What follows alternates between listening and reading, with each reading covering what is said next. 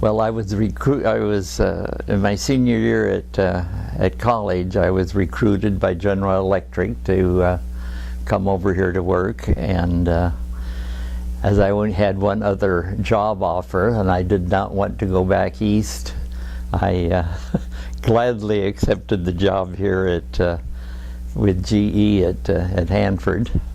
I was a chemical engineering. I started at Pullman in September 1941, after I graduated from high school. But everybody knows what happened on December 12th, 1941. We went to war, and things were changed after that, because the kids at college were beginning to, there was all sorts of programs were being offered for college students, military type programs. And I tried to get into V-12. My eyes weren't good enough. That was the Navy program, and there were several others, but one came along the following year when I was a sophomore, that it was in the Air Corps to be a meteorologist. They were looking for meteorology people, and I had enough physics and math background so that I was able to get into this meteorology program, pre-meteorology, which was a really good deal because it gave me a year of college. And then that program got filled up, or they didn't need any more meteorologists, so we did not go ahead and finish meteorology. And I then applied to go into communications in the Air Corps, which was kind of interesting. The pre-meteorology I took was at Reed College in Portland, which is a very prestigious, very high quality school, very liberal school, going from a very conservative school of Washington State over to Reed College. We could smoke in the classroom. You could go up to a girl's room. There were no limitations at all. You know, it was really weird. And the instruction, though, was exceptionally good. I think the math teacher was the best math teacher I ever had, or would ever have, as well as the physics instructor. But being able to smoke in a classroom was really, to me, was most unusual. And it was also at Reed College I learned the words to the Internationale. But it was an interesting experience. And then when I went into applied for going into the Air Corps communication, they were looking for communication officers. I got my commission at Harvard University. I mean, not at Harvard, at Yale University. And about the time I was finishing up it, they were beginning to look for people with good physics background to go into radar, which was at Harvard University. So I spent a good portion of the year going to some of the most prestigious universities in the country. Yes. I ended up then from after going through radar, then they were using us in what they at MIT in what they called the radiation laboratory, where they were developing radar there. Well, when I first came to work at Hanford, I came as an analytical chemist. They were developing, at that time, they were just developing the redox process, which was the original separation process was what they called a bismuth phosphate process. It was a precipitation process, and was actually Fermi's scale-up, not Fermi, Seaborg's scale-up of his laboratory experiments, and he was the one who discovered plutonium, essentially. And But the trouble with that process was that the uranium went back out to the waste tanks, and felt that it was a valuable resource, and we needed to recover that uranium somehow. And so they were developing what was then called a solvent extraction process using hexone, methylisobutyl ketone, for an extractant. And that was the first time that engineering began working on a large-scale solvent extraction process.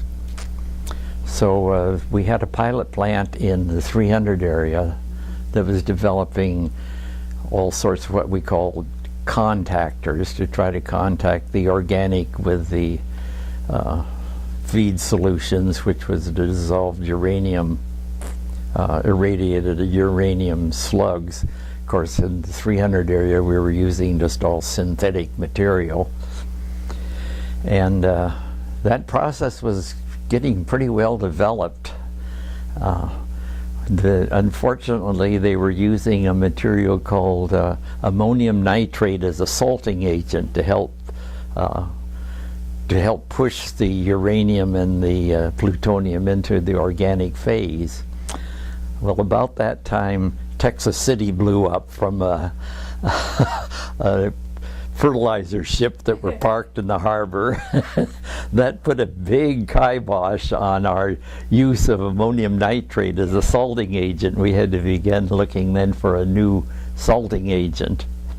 And so while all that was going underway, that work was being done. A lot of it was being done here at Hanford, but some of it was being done in other laboratories around. So the laboratory I was working at 300 area didn't really need us, so they sent me out as a shift supervisor to the old bismuth phosphate processes. And so I learned that process intimately. And that was interesting. So did you stay on that project for a while? About a year, and then then things were slowing down. They had finally came up with a new salting agent they could use, and they began constructing the redox process, the redox plant out there.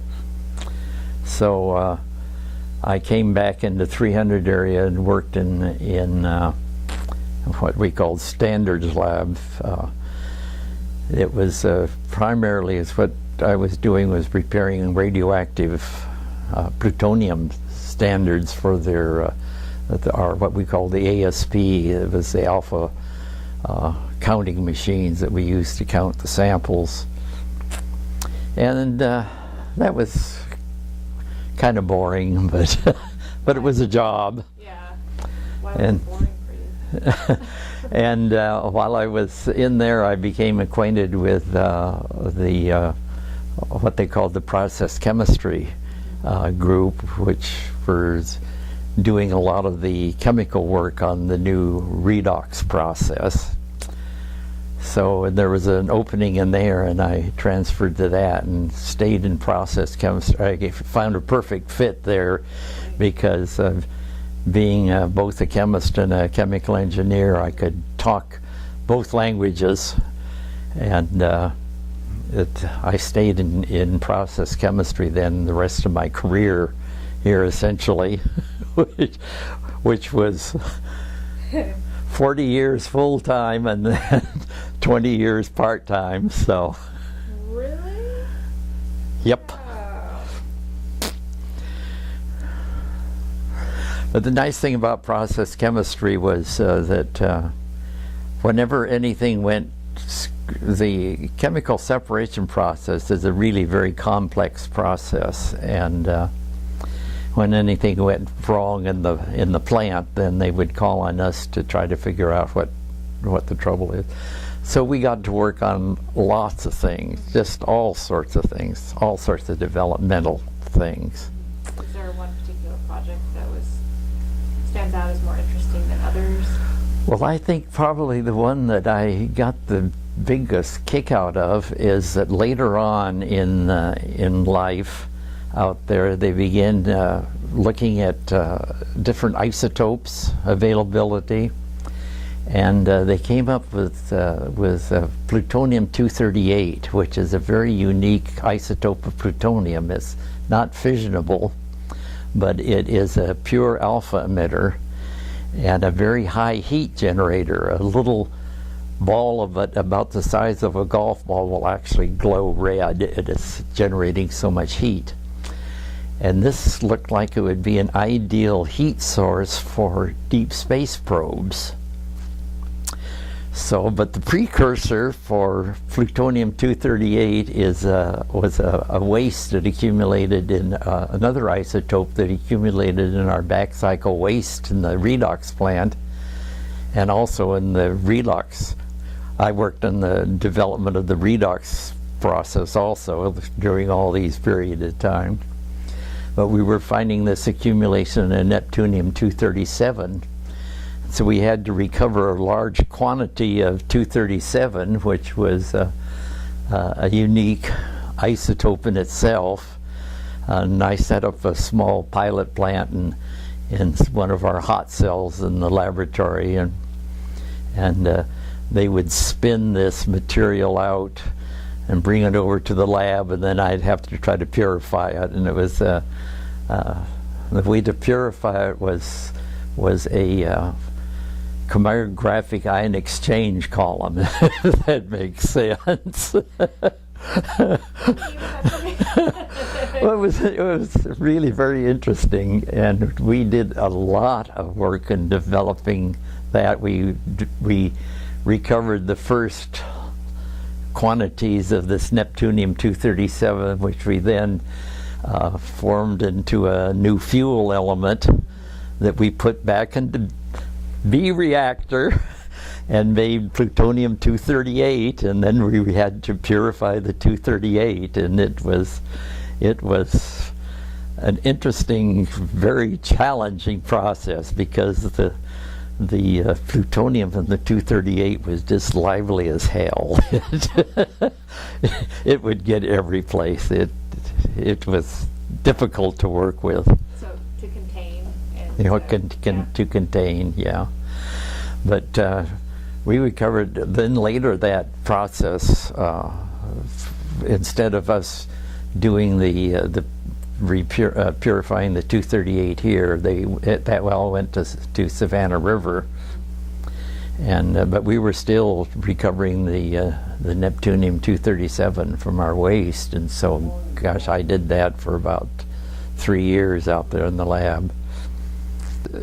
It was really an exciting period of time, because we had almost unlimited budgets then. It was during the peak of the Cold War, and we were competing very highly for all sorts of stuff.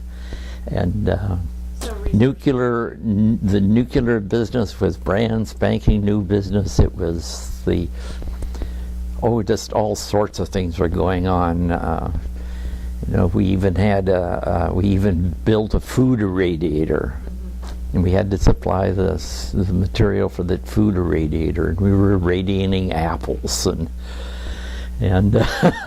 all sorts of stuff. It was just very challenging, and we worked very closely with the people in the Hanford laboratories, which were doing fundamental research. They come up with the ideas, and then we'd make them work.